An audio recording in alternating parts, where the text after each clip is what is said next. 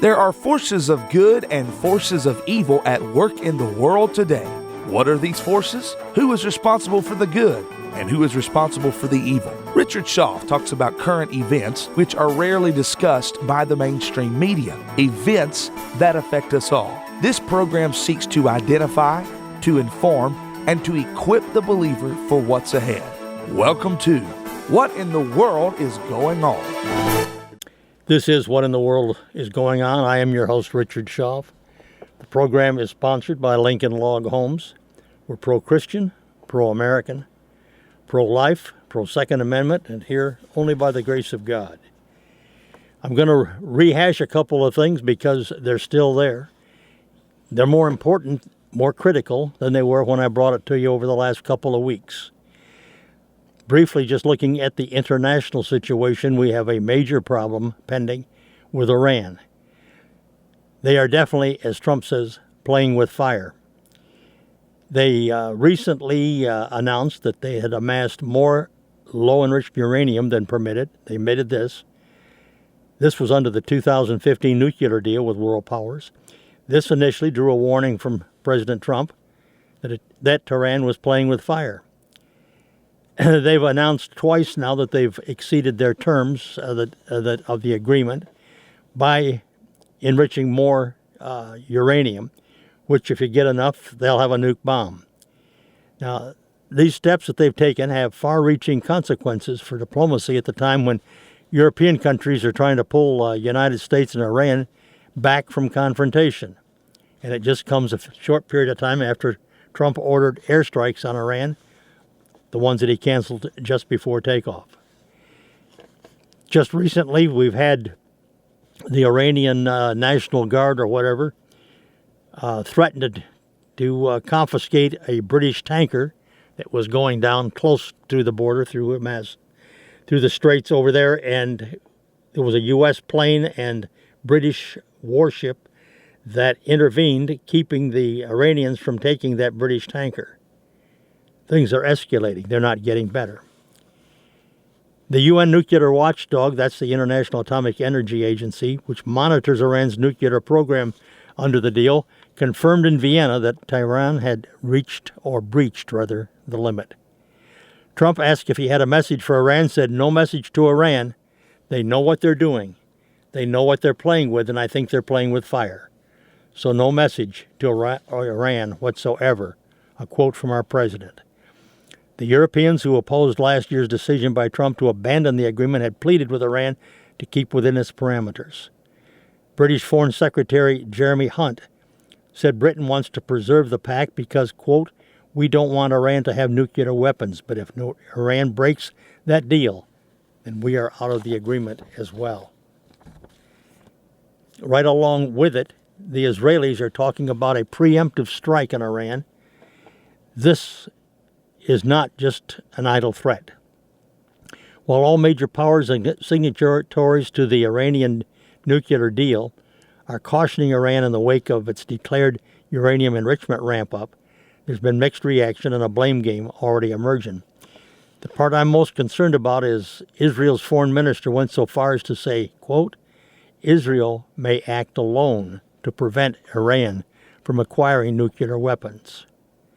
Now, China, of course, his reaction was very different. They're slamming U.S. policy and its maximum pressure campaign as the root cause of the current tensions.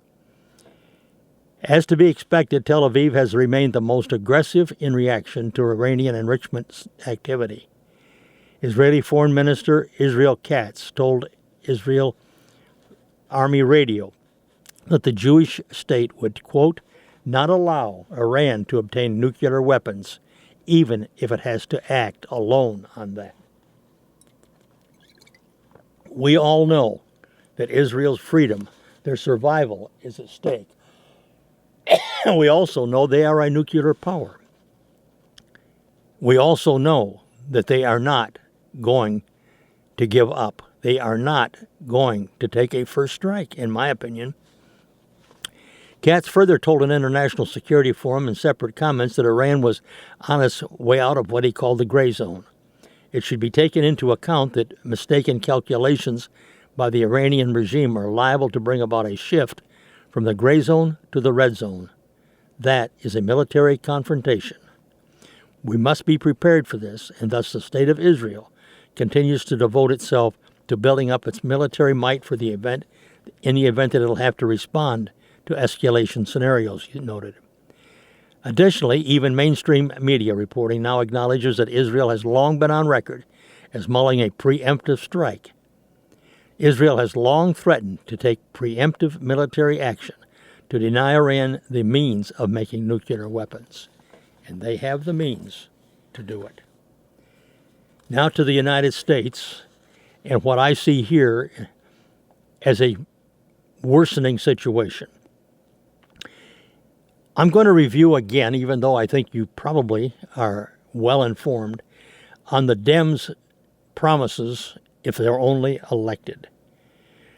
But tied in with it is the border situation. I'm going into them separately, but it's a problem I want to point out how it really overlaps. If the Dems take control of our government, and it's pretty inevitable that they will someday, somewhere, with the present leadership they've got, the present candidates they've got, they're a complete sellout. Our republic will be gone.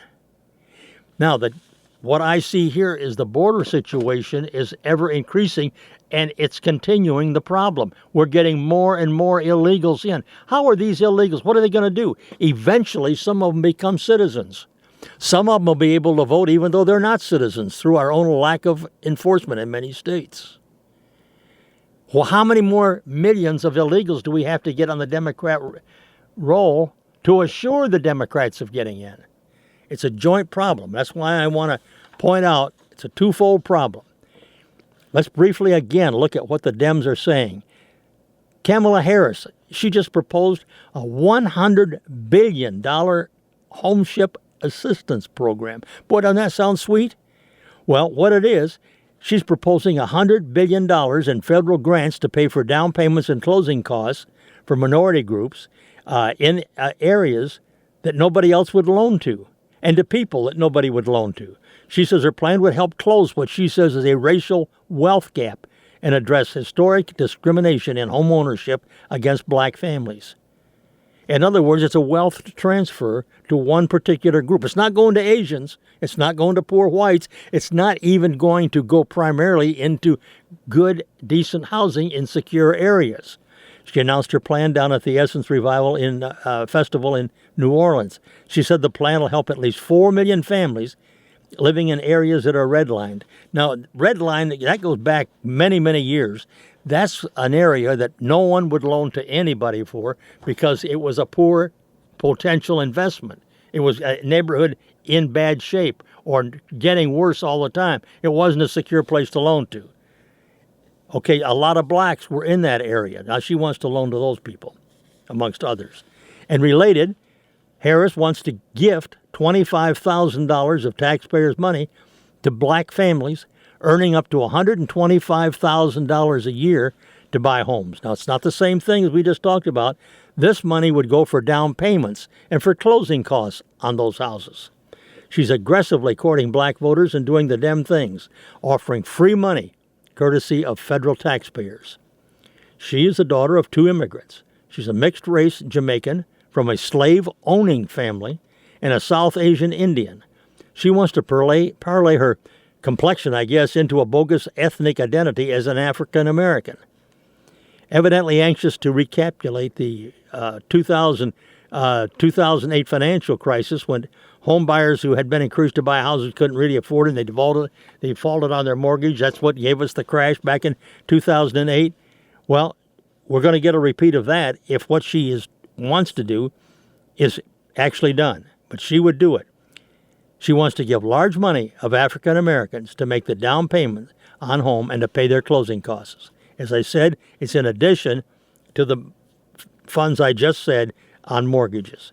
This taking aim at racial wealth gap in the U.S. Department presidential candidate Harris. She's proposed $100 billion to help the black families and individuals buy homes. Two separate things, one person that wants to do it. Again, she was speaking at the Essence Festival in New Orleans. She said the program would help with down payments and other costs associated costs with purchasing the home. She estimated it would help 4 million families who live or rent in historically redlined areas or where loans have often been refused because borrowers are seen as poor financial risk.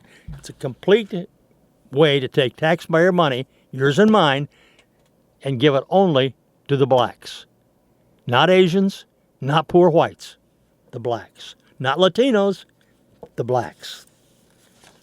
Then if we go over to the debate, and I want to cover just a few things again. It's not just Harris is a nutcase. Sanders proposes canceling the entire $1.6 trillion in U.S. student loan debts. He proposed the federal government pay to wipe clean the student debts held by 45 million Americans. This would include all private and graduate school debt. This is part of a package that would also make public universities, community colleges, and trade schools tuition free. Folks, it's not free. Somebody's going to pay for it. It's just that the students aren't going to, or their families. Sanders is proposing to pay for these plans with a tax on Wall Street. This, his campaign says, will raise more than $2 trillion over 10 years. Well, some tax experts give lower revenue estimates on that. Anyway, he was joined by one of the Muslims out of Minnesota who's going to introduce the same legislation in the House as he wants to introduce in the Senate. It's truly a revolutionary proposal, he said, in announcing the plan. And he's also got the support of Alexandria Ocasio-Cortez out of New York. You all know who she is, and a handful of other Democrats. He's pointing out the necessity of doing this. Who's going to pay for it? Your kids, my kids, grandkids. And what's Warren doing? Well, she's pandering for votes with the Gaza comment. Just came out a couple of days ago, this past week. She's pandering for votes, according to Representative Zeldin. He pointed this out on Fox News. She's pandering for votes from the extreme left for her presidential campaign, when she agreed with activists that she would push to, quote, end Israel's occupation of Gaza and the West Bank. Again, pointed out by Representative Lee Zeldin, Republican of New York.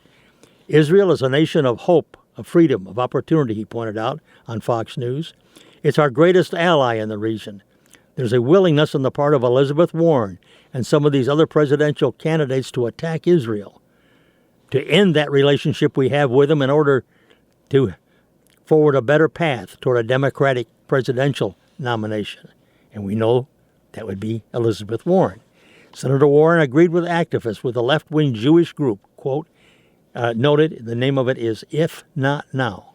That's the name of this left-wing Jewish group.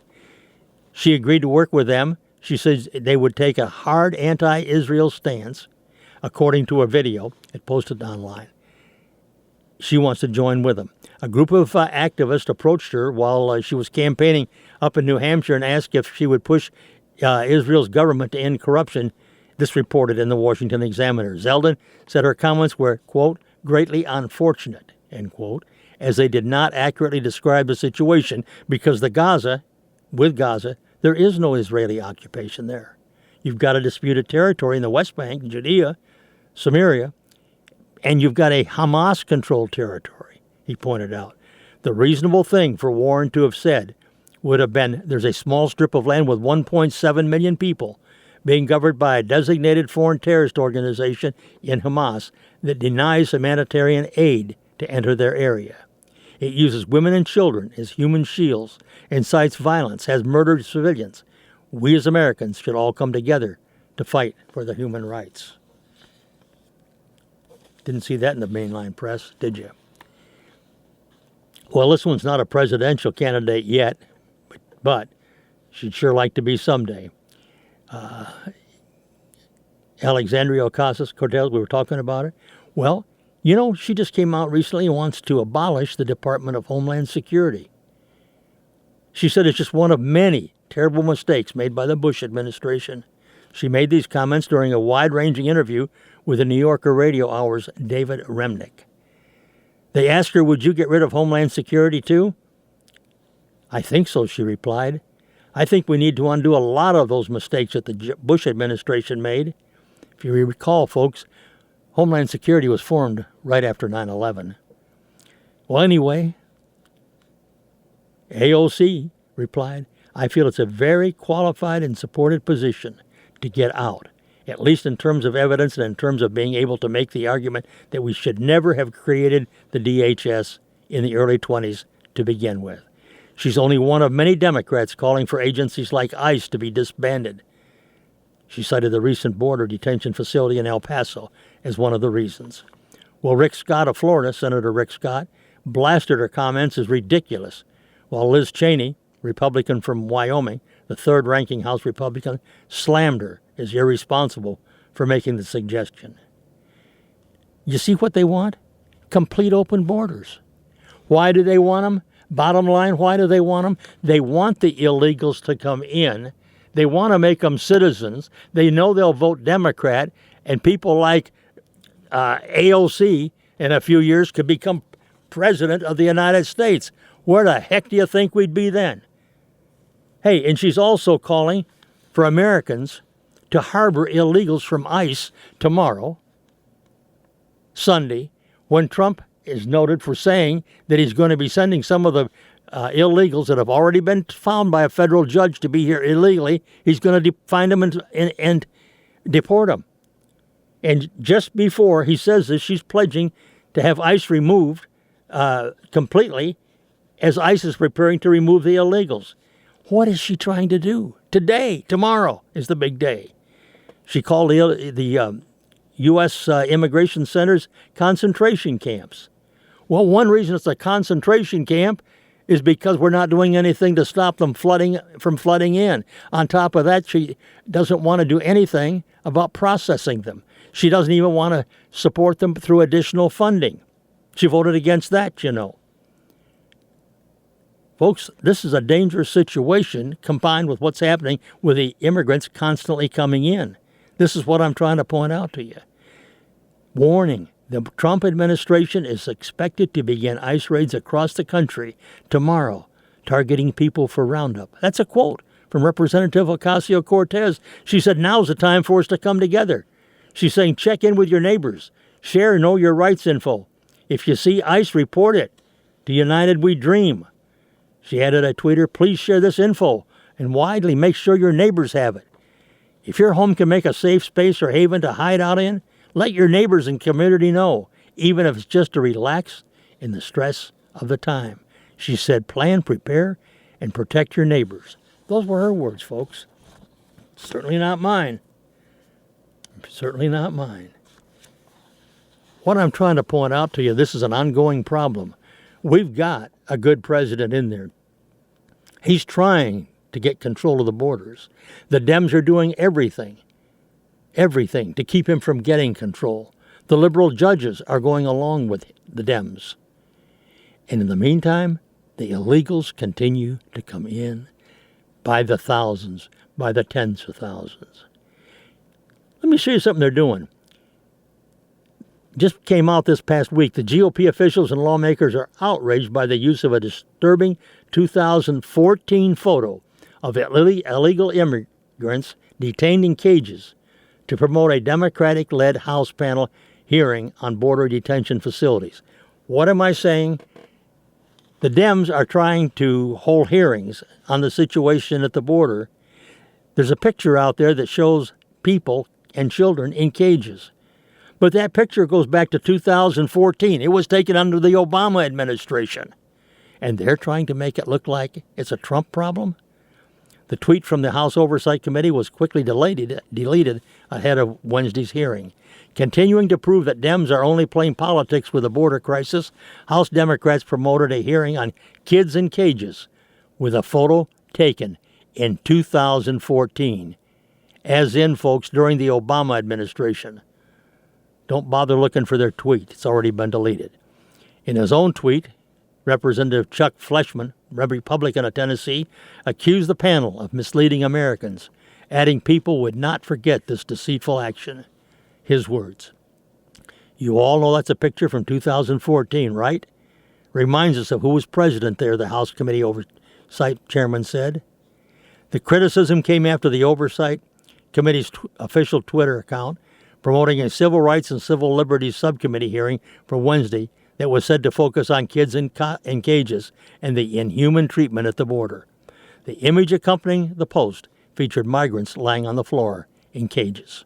But again, folks, the Associated Press reported it took the photo in 2014, adding liberal activists had shared Obama-era images to showcase the Trump administration's immigration policy. Get it?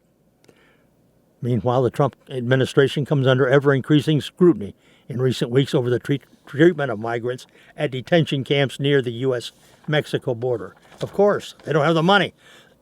They're flooded with people. They're coming in by the thousands, the tens of thousands. Even a bunch of Obama officials are shocked at the 2020 Dems immigration idea. Multiple officials who served at the Department of Homeland Security under former President Barack Obama are concerned with Democrats' calls to ease the laws in regards to illegally entering the U.S. The Hill spoke to several officials who said decriminalization on illegal border crossings could lead to an increase in the practice, which could further overwhelm the U.S. immigration system. 9 Democrat presidential candidates during the recent debate of 10 candidates said they would support the idea. We can't go too far to the left, he warned, for what people could describe as open borders. Marcia Catron, a deputy assistant secretary at DHS during the Obama years, made that statement to The Hill. I think all of those people on stage who raise their hands will have to walk it back if they make it to the general election or the White House. She served on the Homeland Security Advisory Council under Obama and told The Hill she was shocked by the number of Democrats who pledged their support of decriminalization. Trump has given us a great opportunity to address what our immigration policy should be as a nation that was once a beacon for humanity. That's her quote. She continued, and I'm quoting, "Instead, we're focused on an issue that has no relevance to the debate. I understand what's animating the repeal proponents, but if we were to get rid of every law that's abused by the Trump administration, we would have no laws at all." By the way, Senator Michael Bennet, Democrat of Colorado, was the only candidate on stage at that June 27th debate who did not raise his hand in support of making illegal crossing into the U.S. a civil rather than a criminal offense. Can you believe it? 9 out of 10. And they're all running to be the Democrats' candidate for president. Do you see what I'm talking about, folks? This is a real problem. By the way, let's try to spot the racists in the Democrat presidential field. Is Democratic presidential candidate Kamala Harris a racist because she's proposed a $100 billion housing subsidy only for people of color? Even if they earn as much as $125,000 a year, or more than twice the U.S. household median income of over $60,000 in 2017? Did you know, folks, that not since the passage of the 14th Amendment to the U.S. Constitution back in 1868 has the federal government passed a race-based financial subsidy? Since at least the 1860s, federal funds have been colorblind and have been given to all based on their need as defined by income, not race. But that's not what they're trying to do now. Providing funds based on race is, of course, unconstitutional. But lawyer and former state attorney General Harris doesn't care. She's trying to prove she can compete in the socialistic giveaway of your and our children's money. She's trying to prove she is the blackest black in the room. So take that, Donald Trump Jr. Harris is tearing down the tradition of a race-neutral federal government to give preference to one race over another. She's reversing 150 years of moving toward a colorblind society to one based on race preference. And we call that progress? Hey, how about poor Asians? Or even, God forbid, poor whites eligible for a subsidy? Is it because Harris is a racial bigot? More than 17% of Americans are in interracial marriage. If one member of the household is white and the other is black, as in Harris' household, does the white partner cancel the blackness of the other partner to qualify for the subsidy? Or maybe it's Cory Booker who's the racist. He recently affirmed that he sees no need to stop conferring with a notorious racist Farrakhan. Since Farrakhan's speeches deal primarily with race baiting against white and vilifying Jews, what does Cory Booker have to confer with Farrakhan about? Or is Cory Booker competing with Harris and pandering to the black alt-right? Or maybe it's the whole group of Democrats like Elizabeth Warren, Pete, the mayor from South Bend, Harris and Booker. They all bent the knee and kissed the ring of the street hater with Jewish blood on his hands. You know who I'm talking about? Al Sharpton. How do you find a racist? How about someone who judges your qualities based on your race? That would seem to fit Harris' subsidy program. Only one race need apply. A racist is one who promotes violence against others based on race or denies our common humanity. Well, folks, that'd fit Al Sharpton or Farrakhan, wouldn't it? How about someone who's virtually in all of his speeches calls out the common humanity by saying, "We all bleed red, white, and blue"? Oh, that'd be President Trump, wouldn't it?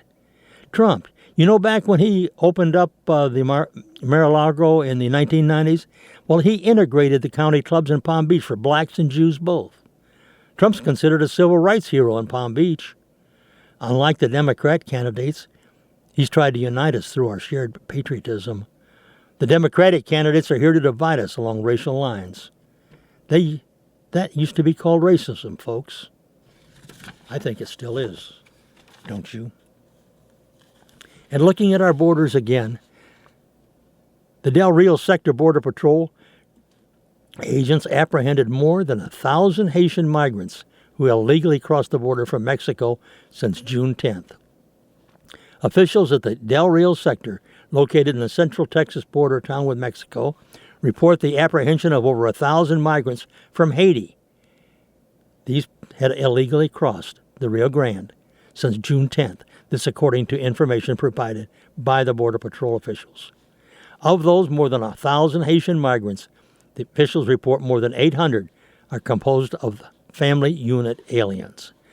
Officials report that most of these family units are composed of a child with citizenship in a third country of origin.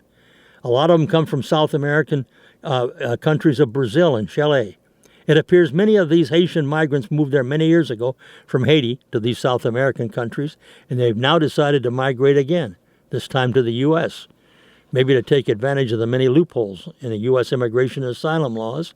And the current flood of migrant families crossing the border represent this group, and they're coming across in record numbers. Officials report that more than 230 of the migrant children are nationals of Brazil and Chile, but are the biological children of the Haitian migrants. Our agents are seeing a rise in Haitian nationals in any country illegally once they present the challenges that we're meeting head on. This is a quote from the Del Rio Sector Chief Patrol Agent, Paul Ortez. He said in a written statement, I'm quoting, "We will continue to do everything we can to care for these families with small children." The Del Rio sector is experiencing a large number of other than Mexican migrants crossing the border illegally. Of the more than 40,000 migrants apprehended this year, 80%, more than 34,000, came from countries other than Mexico, most of those being from the Northern Triangle region of Central America. However, in the past 2 months, the sector reported a large number of migrants from Central Africa and Haiti. Just letting them come in. Just letting them come in. Well, the acting director of the U.S. Citizenship and Immigration Service, Ken Susiani, attended a naturalization ceremony inside the museum on July 2nd. He noted that after that, he decried the pipeline for illegal immigrants to enter America, calling Congress' complaint about the migrant surge the height of hypocrisy.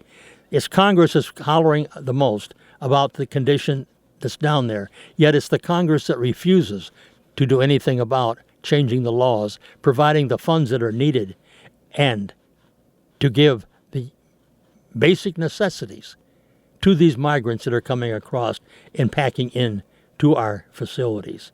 He said one facility in El Paso, Texas, 950 people were in it. It was built for 800. It's being run well, he said, run safely and so forth. But once you're over those capacity points, you do encounter problems. If they keep coming, people in the House of Representatives will come down and they're going to complain about them, but they're going to keep coming while they're not going to fix the problem. He pointed out this is the point. This is the height of hypocrisy. He said that the federal deportation orders are the most flouted in the nation. Well, perhaps tomorrow, Sunday, our president is going to do something about that. This, folks, is a major problem. It's not just a border problem for today.